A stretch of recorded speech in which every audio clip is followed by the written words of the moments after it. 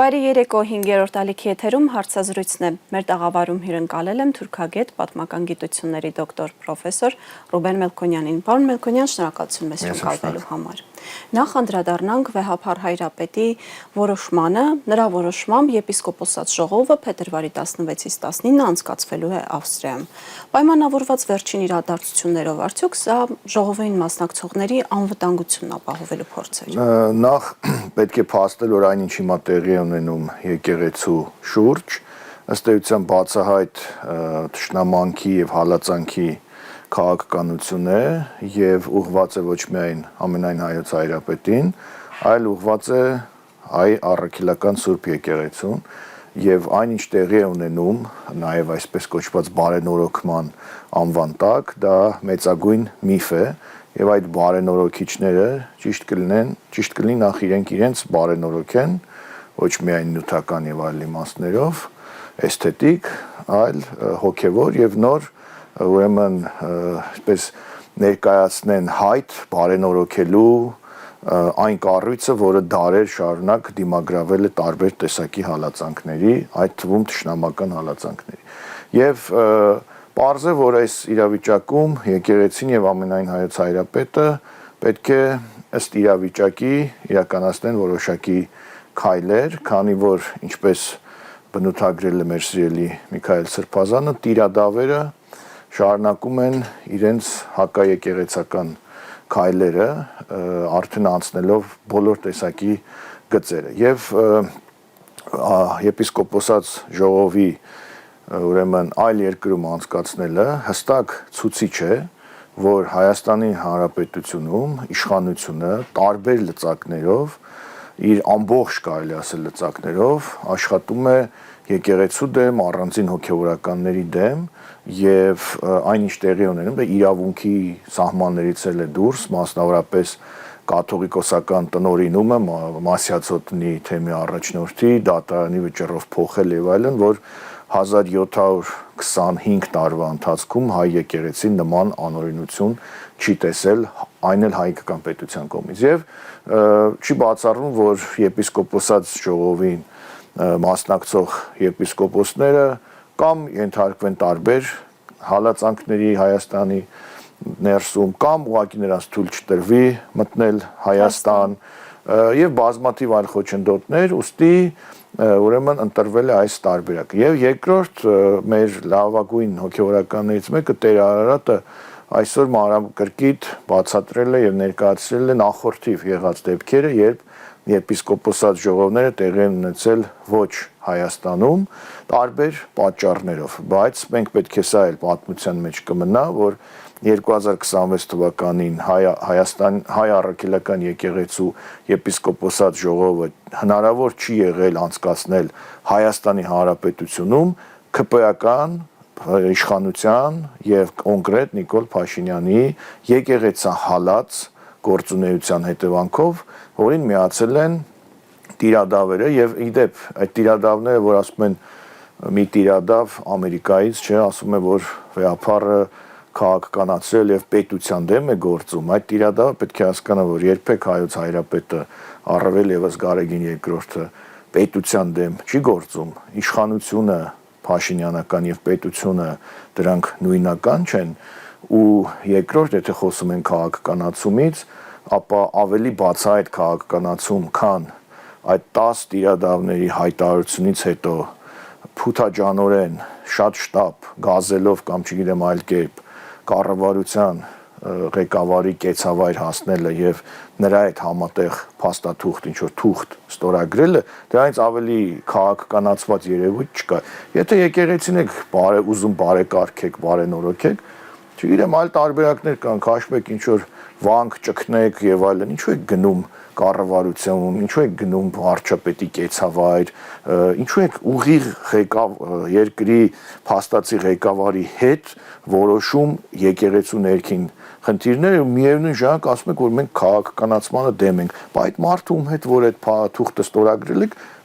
ռեալ քաղաքականության մեջ գտնվող, իշխանության ղեկին գտնվող մարդ է, բայց Ամերիկայի տիրադավը չի նկատում, որ իր սրբազան եղբայրներին ազատազրկման դատապարտած իշխանությունները նաև այդ իրեն եւ իր մյուս տիրադավ ընկերներին ուղիղ ներքաշել է քաղաքականության մեջ, ինչից ինքը դժգոհում էր իր վերջին նամակին, որին ստացավ շռնդալից ապտակ պատասխան իմ սիրելի Միքայել Սրբազանի կողմից։ Միգուցե Նիկոլ Փաշինյանի մեջ տեսնում են այն փրկչին, որը պետք է ի վերջո ազատագրի եւ մաքրագործի եկեղեցին, ինչպես իրենք եւ ԿՊՀ-ականներն են ասում։ Գիտեք, ԿՊՀ-ականները միգուցե կարող են տեսնել փրկչի կամ եւ այլն, բայց հայ առաքելական եկեղեցու սպասավորը, այն էլ եպիսկոպոսի աստիճանով կարող է տեսնել մի փրկչի, որի մասին քարոզում է իր ամբողջ գիտակից կյանքը։ Փրկիչը մեր Տեր Աստվածն է, մեր Տեր Հիսուս Քրիստոսն է եւ այլ փրկիչներ պետք չէ տեսնել, չի կարելի տեսնել, ինչպես նաեւ կուրքեր չի կարելի ստեղծել եւ պատարակները չի կարելի վերածել շոուի, պատարակները չի կարելի դարձնել բռնի պարտադրված ինչ որ մասայի ուղեկցությամբ տեղի ունեցող միջոցառում եւ ուրեմն պատարակների ժամանակ չի կարելի բղավել, ատելություն քարոզել, ծափեր տալ, կուրք ստեղծել, այդ կուրքին դիմավորել ծափերով եւ անեծքներ հղել բոլոր մնացածներին։ Պարոն Մելքոնյան, պատգամավոր Գեգամ Նազարյանը երեկ հայտարարեց, որ ընդդիմությունը որդեգրել է այս գիծը եւ այդ գծից դուրս չի գալիս, որ ԿՊ-ն թուրք է, Նիկոլ Փաշինյանը թուրք է եւ նրանք տանում են մեզ դեպի թրքացման, նաեւ անդրադառնալով Թուրքիայից եկող վտանգներին, ասում է, որ մեզ հայերից ծնված օրից վախացրել են։ Մեջբերեմ իր խոսքը, որևէ մեկը չի շղթում այն, ինչ որ եղել է, այն դաժան ցեղասպանությունը, որը եղել է Օսմանյան կայսրությունում, բայց մենք գիտենք, որ ոչ պակաս դաժան վերաբերմունք մեր ժողովրդի դեմ արել է մեկ այլ երկիր 17-րդ դարի սկզբին, որի պատճառով Հարավային Կովկասի ժողովրդագրությունը կտրուկ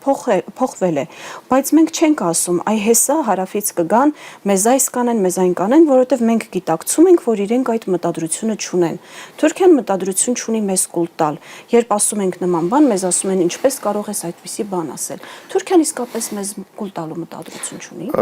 Գիտեք, հարցը իհարկե մի փոքր, այսպես նախտահաճ է եւ ստիպված պետք է պատասխանեմ, բայց փոքր տարբեր շերտերի վերաբերում։ Նախ դժվար է թուրքագետին խոսել դիլետանտական կարծիքների մասին եւ վերլուծել այդ կարծիքները եւ մարդիկ, որոնք ուրեմն հանրության առջև խոսելու պատասխանատվություն են ստանձնում, պետք է իրենց ասածին համոզված լինեն կամ գիտակ լինեն։ Հետևաբար խոսել Թուրքիայի մասին եւ Թուրքիայից բխող սպառնալիքների մասին մերկապարանոց, այսպես հայտարարություններով, դա ուղղակի անպատասխանատու է այն հանրության առջև, ում առջև որ իրենք խոսում են։ Իսկ այն, որ Թուրքիայի քաղաքականությունը տարբեր երկրների հանդեպ, այդ թվում եւ առաջին հերթին Հայաստանի հանդեպ ունի ընդգծված ագրեսիվ տարրեր, ունի ընդգծված մեր պետական շահերը ոտնահարելու տարրեր, ունի մեր պետական ազգային ինքնության տարբեր դրույթները ոտնահարելու նպատակներ, դա ակնհայտ է, դա հայտնի է բոլոր մասնագետներին եւ այստեղ քննարկելու բան չկա, ես չեմ կարող քննարկել մածունը սպիտակ է թե ոչ։ Հերիք է միջազգային լուրերը կարդալ։ Այո, հետեւաբար երկրորդ հանգամանքը հարավից վտանգ երևի նկատի ունի Իրանին, ինչու են բավարարվում Իրանով, ասենք Շահ Աբասի երևի այդպես բաներն է ակնարկում 17-րդ դարի ցեղասպանության հետ։ Իսկ թվում է կարող են գնալ մինչև հին Հռոմ, հիշեն Պոմպեոսին, որը արշավեց Հայաստանի վրա եւ ուզում էր գերի վերցնել Տիգրան Մեծին, գրավեց մեր հողերը։ Բյուզանդիային կարող են հիշել, միայն թե Թուրքիային հանկարծ չկպնեն, կարող են տենց բոլոր Ասորեստանին հիշեն, ասում են տարբեր այսպես բաների Ասորեստանի տարբեր արքաների արշավանքներ եւ այլն, միայն թե հանկարծ Թուրքիային չանդրադառնան, որ հանկարծ խաղաղության խաչմերուկի վրա որևէ ստվեր չընկնի եւ մյուս հանգամանքը, գիտեք, հանրությունը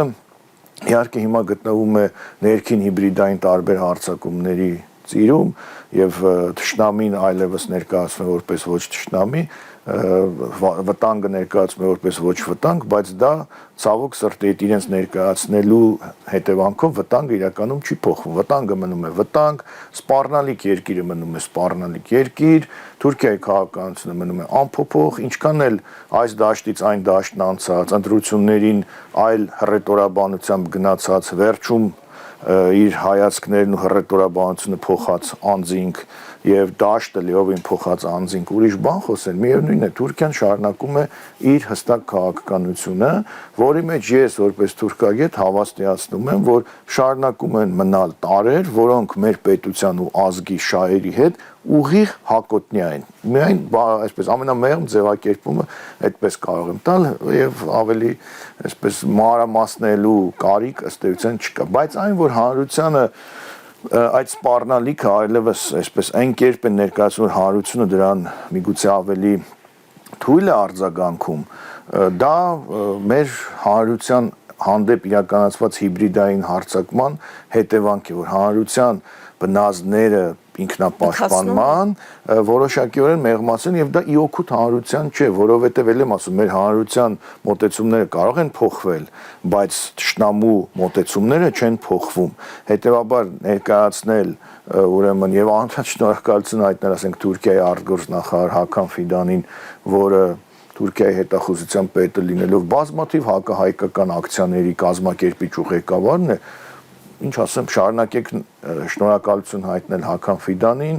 թշնամի համարել Գարեգին II ամենայն հայոց կաթողիկոսին, Իլհամ Ալիևին համարեք կառուցողական կիրթ անձնավորություն, Արցախի առաջին նախագահին էլ համարեք թշնամի։ Եթե սա է այսօրվա տրամաբանությունը։ Գեգամ Նազարյանը մեկ այլ բան էլ է ասում է, որ մենք չգիտենք, դեռ նոր ենք սովորում, թե ինչ է խաղաղությունը։ Միգուցե իսկապես այդպես է, միգուցե մենք չենք հասկանում խաղաղությունն ինչ է, պարոն Մելքոնյան։ Ընդհակառակը մենք հայ ժողովուրդը նաև որպես առաջինը քրիստոնեություն ընդունած ժողովուրդ, հենց խաղաղության գիտակցման ամենահարմար կրողն է։ Կրողներից մեկն է որպես ազգ եւ եթե նայեն մեր պատմությանը մենք ընդհակառակը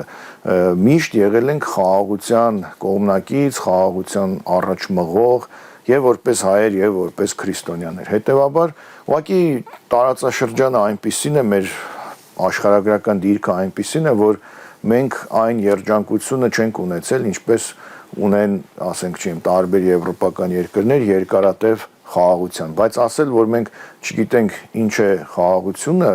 եւ նոր ենք վարժվում դրան, դա կարծում եմ մեծագույն սխալ է։ Մենք շատ լավ գիտենք ինչ է խաղաղությունը, շատ լավ գիտենք խաղաղության գինը, մեր ժողովուրդը ստեղծարար իր այսպես ձիրքը ավելի առատ օգտագործել հենց խաղաղության ժամանակ, բայց միևնույն ժամանակ մեր ժողովուրդը գիտի թե ինչ է արժանապատվությունը, մեր ժողովուրդը գիտի թե ինչ է հստակ վտանգը, վտանգի դեմ պատրաստ լինելու այսպես մղումը եւ այլն եւ նաեւ պատմությամբ է ապացուցված, որ եթե դու կեղծ հավատում ես խաղաղության, ապա արհավիրքը կարող է լինել շատ ավելի մեծ ծավալի։ Գրիգոր Զոհրաբը նույնպես մինչև 1915 թվականի երևի ապրիլի 23-ը հավատում էր Օսմանյան ղեկավարության հետ խաղաղության, միայն վերջում արդեն կարծես հասկացել էր, որ դա արդեն խաղաղություն չի եւ տարբեր այլ քաղաքական հայ քաղաքական գործիչներ։ Հետևաբար մտավորական, եթե օրինակ Գրիգոր Զոհրաբը մի քիչ ավելի շուտ հասկանար, որ Թալյաթի ծրագրերը ամենևին դեպի խաղաղություն չեն մղում, միգուցե մեր զոհերի թիվը ոչ թե լիներ 1.5 միլիոն եւ մեր կորցրած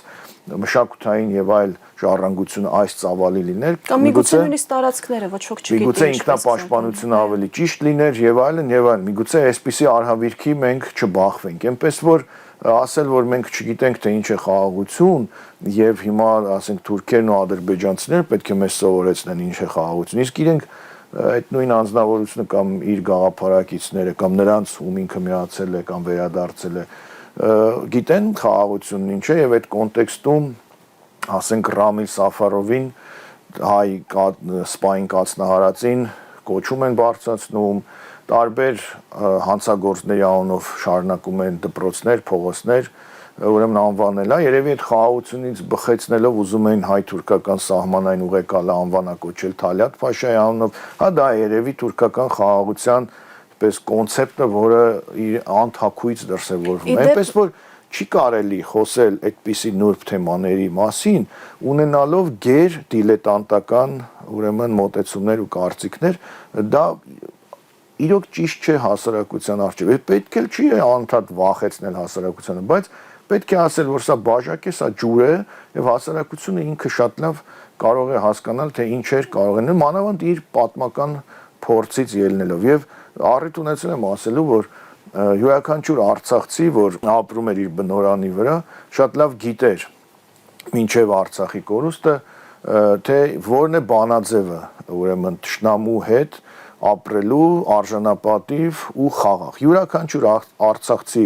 պապիկ այդ բանաձևը կարող էր հանգիստ ուրեմն տալ։ Այնպես որ պետք չի սովորեցնել ժողովրդին մի բան, որը ինքը սովորել է եւ իր բնազդային մակարդակով տեղյակ է դարեր շարունակ։ Մենք իհարկե ձգտում ենք խաղաղության։ Հիմա բայց խաղաղություն, երբ որ Ստեփանակերտում իրոք խաղաղ էր եւ ուրեմն դպրոցներում երեխաները սովորում էին քրիստոնեություն, եկեղեցիներում հնչում էր աղոթք ու պատարակ։ Հիմա էլ կա այդպիսի խաղաղություն, բայց եկեղեցիներում չկա աղոթք ու պատարակ Արցախի, հայկական դպրոցներն էլ դատարկ են։ Հիմա սա է, պետք է հասկանալ, որ խաղաղության կոնցեպտն է մեզ համար ընդունելու եւ այն ինչ որ ներկայացնում են իբրև պրագմատիզմ, դա ուղղակի կեղծիք է, ուղղակի սուտ է։ Ի վերջո մենք չենք մոռացել Էրդողանի հայտնի հայտարարությունը 44-օրյա պատերազմից հետո Բաքվում զորահանդեսի ժամանակ, երբ ասաց, որ Թալյաթի եւ Էնվերի հոգին փառավորվում է, այո, եթե չեմ սխալվում, նման արտահայտություն։ Երևի թե Էնվերը ընկալվում է որպես խաղաղության Նոբելյան դափնեկիրի հետմահու տեխնացու, կարելի է տալ միգուցե։ Պարոն Մելքոնյան, նաև մի արտահայտություն է արել պարոն Նազարյանը, որը կարծես թե պատմական նախադեպ ունի, անդրադառնալով Դուգինի հայտարարությանը, ով ասել է, որ Ռուսաստանը պետք է շտապի, որ Հարավային Կովկասում, նույնիսկ ԱՊՀ երկրների տարածքում անկախ պետություններ չեն մնալու, դրանք կանցնեն այս կամ այն ուժային կենտրոնի վերահսկման ներքո, հետևաբար դրանք չպետք է սուվերեն մնան, այո, եւ անդրադառնալով այդ հայտարարությանը, պարոն Նազարյանն ասում է, որ Հայաստանը, Վրաստանը եւ Ադրբեջանը պետք է դառնան բնական դաշնակիցներ։ Նմանատիպ մի նախադեպ եղել է, այո, 1900 ֆեդերացիայի չենք նախ Դուգինի հետ կապված ասեմ, որ Իդեպ ով է Դուգինը։ Դուգինը, եթե շատ մանրամասների մեջ չմտնենք, Ռուսաստանում այսպես եվրասիականության գաղափարի առաջամարտիկն է եւ որպես մեր հանրությունը ավելի པարզ իմանա, ռուս-թուրքական բարեկամության գաղափարի առաջամարտիկն է, այսինքն նա տեսակետի համաձայն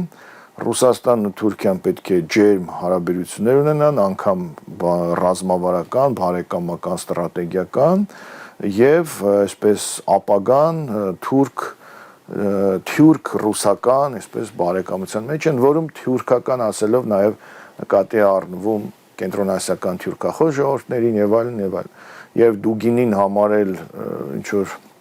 որևէ կերպ Հայաստանի շահերի հետ կապ ունեցող անձնավորություն։ Կամ նույնիսկ Ռուսաստանի, այո, որտեղ ավելի շատ պրոթուրք է։ Տեսեք, նրա տեսակետը արդեն իսկ ոչ միայն խոսել է, այլև տապալված է, այսինքն Ռուսաստանում խոսել Թուրքիայի հետ բարեկամության մասին, երբ այդ երկիրը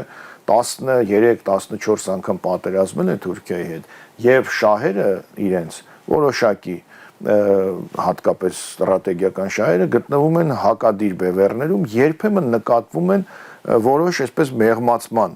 փուլեր, ոնց որ ինչպիսին է հիմա այդ փուլը Թուրքիա-Ռուսաստանի միջև, բայց դա չի նշանակում, որ Թուրքիան եւ Ռուսաստանը դառնում են ստրատեգիական բարեկամներ։ Եթե նույն պատմությանը հղում տանք 20-րդ դարի ընթացքում Թուրքիան եւ Ռուսաստանը իրար հետ ջերմ բարեկամությունից մինչև իրար հերոսների արցան դնելուց հասել են մինչև պատերազմական վիճակի, անգամ սովետական միության այսպես տարիներին։ Ստալինը ուրեմն մինչև այնտեղ են հասել, երբ Ստալինը ուղղակի հողային պահանջ է ներկայացրել Թուրքիային 1945 թվականին, դրանից առաջ ու դրանից հետո էլ եղել են ջերմացման փուլեր։ Այնպես որ խոսել մի բանի մասին, որից տեղյակ չեն, չի կարելի։ Ես հիմա ոնց որ գամ ձեր հաղորդմանը հյուր եւ խոսեմ աստղաֆիզիկայից, որից բավականին հեռու։ Իսկ այսինքն Դուգինը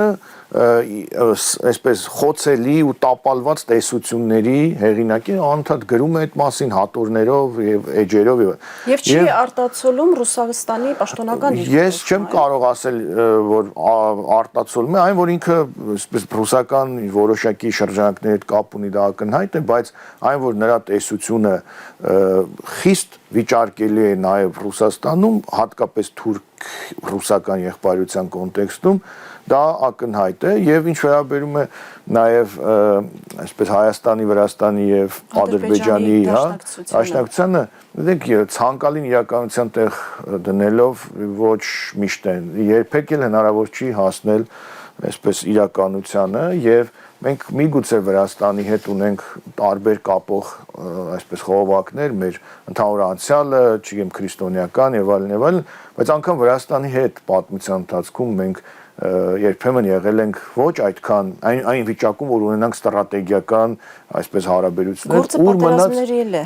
ուր մնաց հիմա 21-րդ դարում այս իրավիճակում եւ խոսել, այսպես գիտեք, թղթի վրա կարելի է երազել Հայաստան, Ադրբեջան, Վրաստան, ինչ որ եռանկյունի, չեմ ստրատեգիական ինչ որ երազանքներ են, բայց դրանք հողի վրա երբ որ նայում ենք, դրանք լիովին այլ են եւ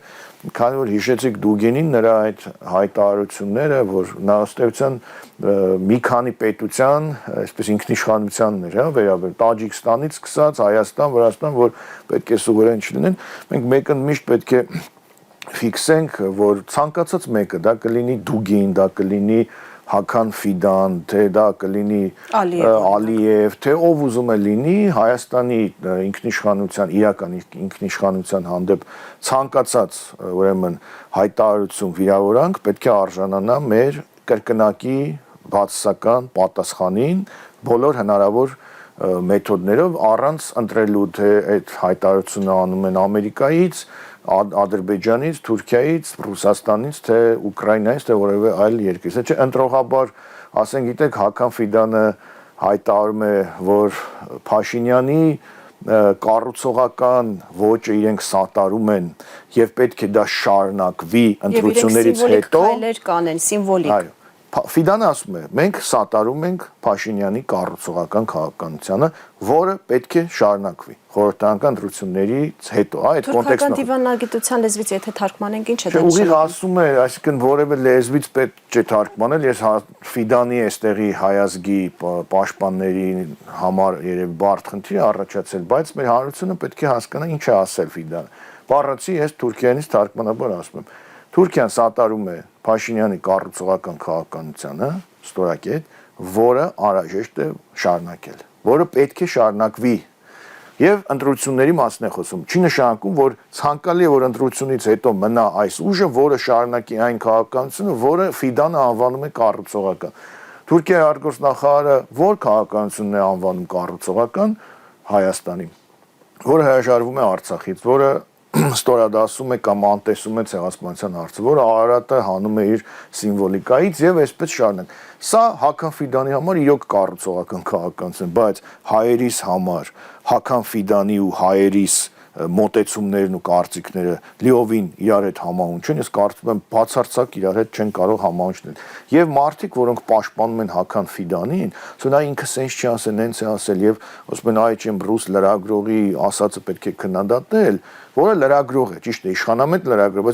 բայց Թուրքիայի ազդեցությամբ երկրորդ քաղաքական գործչի արտաքին գործերի նախարարի հայտարարությունը, իրենք թեթև բան է, տենց նույնիսկ կարող ենք ասել հայասիրական, բարեկամական, այսպես ինչ որ բարեկամական ժեստ է ուղղված մեզ, ինչու եք դրան կան անդրադառնում։ Դրա համար էս երկակի ստանդարտները կամ երկակի չեմ, նույնիսկ չգիտեմ ինչակի ստանդարտները ուղղակի ճիշտ բան է հասարակության հանդեպ իրենց ոչ անկեղծ մոտեցումների ուրեմն դրսևորումներն։ Իսկ բանի ինքնիշխանության, Հայաստանի ինքնիշխանության։ Դե հիմա ասում են ավելի քան երբեք Հայաստանը երբեք այսքան ինքնիշխան չի եղել։ Ես գիտեք ինչ կարող եմ ասել, եթե Հայաստանը այդքան ինքնիշխան է, ինչու է Հայաստանի ինքնիշխանության հարցը այսքան խոսվում օտարների կողմից։ Այսքան տարբեր երկրների ղեկավարներ, չգիտեմ, վերլուծաբաններ եւ այլն անընդհատ խոսում են Հայաստանի ինքնիշխանությունից, տարածքներից, չէ, ինչ որ ասում են թրիպը սենց պետք է անցնի, հենց պետք է անցնի։ Իրական ինքնիշխանությունը այն ժամանակ էր, երբ Հայաստանի հետ կապված որևէ հարց, Արցախի հետ կապված որևէ հարց եթե քննարկվում էր երկու այլ երկրների հարաբերությունների կամ հանդիպումների ժամանակ Հայաստանը շատ կոշտ արձագանքում էր։ Այդ ժամանակ էր ինքնիշխանություն, թե չէ հիմա ինքնիշխանության մուլյաժ է եւ ինչ որ sense ձև է, որով փորձում են իբրև թե ցույց տալ իրենց պետականամետ դիրքորոշումը, որը մեծագույն կեղծիք է հանրության արչեւ եւ ենթադրում եմ իրենք իրենց արչեվել։ Պարոն Մելքոնյան, կուզենամ անդրադառնալ նաև Ռուբեն Ռուբենյանի հայտարարությանը հայ-թուրքական փոխհարաբերությունների հետ կապված։ Նա նշում է, որ հարաբերությունները կարգավորելու սահմանների հետ կապված պայմանավորվածությունները կան դեռ 2022 թվականից, եւ Հայաստան-Թուրքիա կարգավորման գործընթացում իմ փորձը ցույց է տալիս, որ ավելի լավ է սպասել ինչ-որ բան լինի, այդ ժամանակ էլ հայտարարել։ Չեմ ուզում որևէ կերպ գործընթացներին վնաս տալ, հայտարարել է Ռուբենյանը։ Այսինքն իրավիճակը այնքան վատ է կամ տեղում է դոփում, որ նույնիսկ Ռուբենյանն է որոշել փաստացի ասել, որ միջև մի բան չլինի, չեմ ուզում որևէ բան ասել, թե իրականում գնում են բանակցություններ, որոնց մասին մենք դեռևս տեղյակ չենք։ Եկեք անկեղծ խոսենք էլի այս հարցի կոնտեքստում։ Մինչև Ադրբեջանի հետ Հայաստանը Ադրբեջանի թելադրանքով բոլոր հարաբերությունները հարցերը չկարգավորի եւ երբ որ մինչև Ադրբեջանը իր գործընկեր Թուրքիային չասի որ ես արդեն համաձայն եմ Հայաստանի ու Թուրքիայի միջև որևէ շոշափելի առաջընթաց չի արձանագրվելու հարցը սա է մնացածը արդեն ձևակերպումների ինչ որ խուսանավումների մեկնաբանությունների հիմնավորումների դաշտից է հետեւաբար ես չեմ ուզում հայտարարել որպեսզի գործընթացին վնաս չտան վնաս դուք արդեն ինչքան հնարավոր է դուք տվել եք վնաս Հայաստան պետության շահերին Հայաստան-Թուրքիա հարաբերություններին Հայաստան-Ադրբեջան հարաբերություններին Արցախի հարցին դրանից ավելի մեծ Իրանի դեսպանին դրանից ավելի մեծ վնաս հնարավոր չէ տալ ինչ վերաբերում է հայտարարության մյուս այսպես ելևեջին ենթադրում եմ որ իրենք էլ այլևս ասելիք չունեն ես եթե չեմ սխալվում հենց ձեր տաղավարում ենք քննարկել ենք որ այդ Հայաստան-Թուրքիա բանագնացների ֆորմատը անարդյունք մեռելածին ֆորմատ է որտեղ որևէ ծնունդ չի տվել որևէ արդյունք չի տվել բացի հանդիպումներից հայտարարություններից եւ դրանք այնքան տաղտկալի են արդեն որ փորձ է արվում այդ հանդիպումներին ինչ որ էներգիա տալ ասենք հանդիպումները լինեն կամուրջի վրա կամուրջի կողքին անցակետի մոտ չգիտեմ կողքից երևա ինչ որ դրոշներ եւ այլն ինչ որ sense բաներ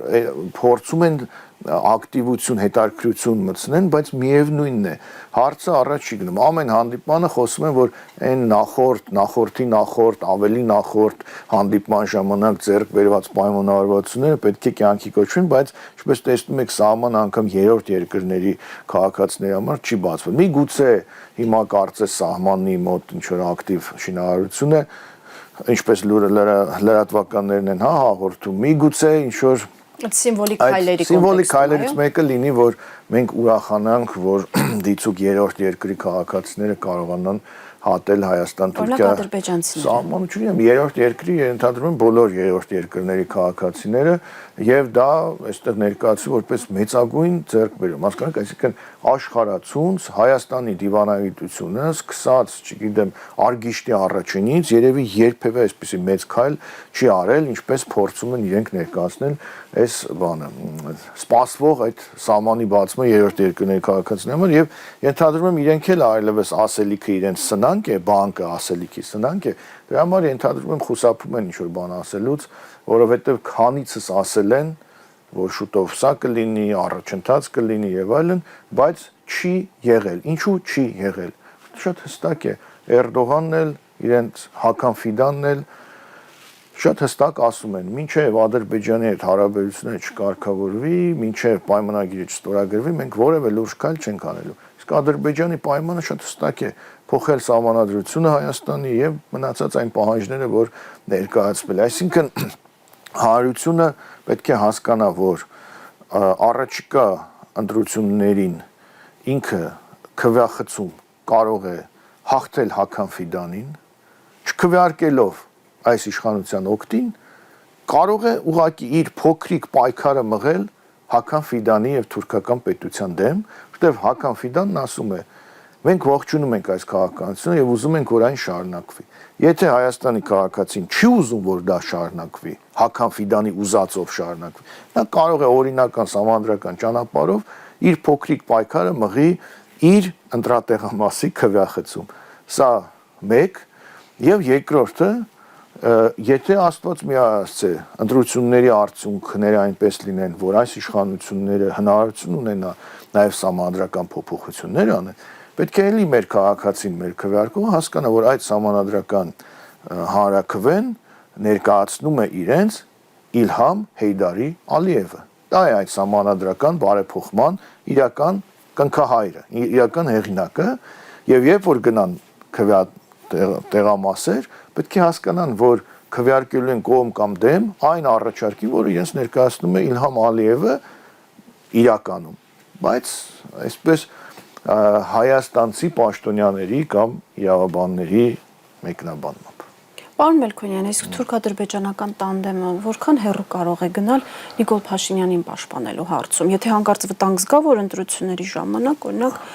Նիկոլ Փաշինյանի գործերը այնքան էլ լավ չեն։ Գիտեք, հիմա աշխարհում մենք տեսնում ենք, որ որևէ օրենք եւ որևէ կարմիր գիծ, միջազգային որևէ օրենք չկա, եւ ԱՄՆ-ն կարող է հանգիստ մտնել Վենեսուելա, կոտորել 80 հոգու, առևանգել երկրի նախագահին եւ գնալ ու որևէ իրավապաշտպան, այդ թվում Հայաստանի, կարծես այդ ժամանակ լռում են իրենց ինտերնետը կորում է այդ ժամանակ, լույսերը գնում են, չեն տեսնում այդ ամեն ինչը չեն տեսնում, հասկանում եք, բայց ուրիշ դեպքերում մեկ էլ շատ ակտիվանում են։ Նույնը նաև ներհայաստանյան չէ, ասենք եթե ընդդիմությունից որևէ մեկի բարեկամը հանկարծ ինչ-որ տեսակետ հայտնի, կարող է գործ հարուցեն, ինչպես հարուցել են տարբեր մարդկանց նկատմամբ, չէ՞, սկսած Մկրտիչ Սրբազանի եւ Վեհափառի եղբոր որդու եւ այլն։ Բայց եթե իշխանամետը կանգնում է եկեղեցու բակում եւ ասում է պետք է քարով տանք Գարեգին II-ի գլխին ու սատկացնենք, ոչ մի բան չի լինում։ Ես չգիտեմ ինչի հիմա ոչ մի հետեւություն չի արվել։ Եթե որևէ քաղաքի քաղաքապետ իշխանամետ որոշում է, որ ինքը պետք է արգելի հավատացյալների մուտքը եկեղեցի կամ միջամտի եկեղեցու պատարագի կարգին, որևէ հետևություն, որևէ քայլ, որևէ բան չի արվում։ Այսինքն աշխարհում եւ Հայաստանում օրենքների բացակայության տոտալ ժամանակաշրջան։ Հետևաբար, այս կոնտեքստում ակնկալել, որ Թուրքիան կամ որևէ մեկ այլ ագրեսիվ պետություն կմնա ինչ որ օրենքների սահմանած տարածքներում զսպվածության որոշակի մակարդակի մեջ, դա ուղղակի միամտություն է։ Հետևաբար հիմա աշխարհում գործում է գայլային գիշատիչային օրենք, ով ինչ կարող է, պետք է քանի օրենք չկա, փախցնի, չեմ, Թրամփը հայտարարում է Վենեսուելան, հետո Կուբան, հետո Գրենլանդիան եւ այլն։ Այսօր նույնիսկ քարտեզ են թողարկել Կանադան եւ Գրենլանդիան ԱՄՆ-ի դրոշիկույներով։ Թուրքիան այդպիսի քարտեզներ, իդեպ ի գիտություն այդ մարդկանց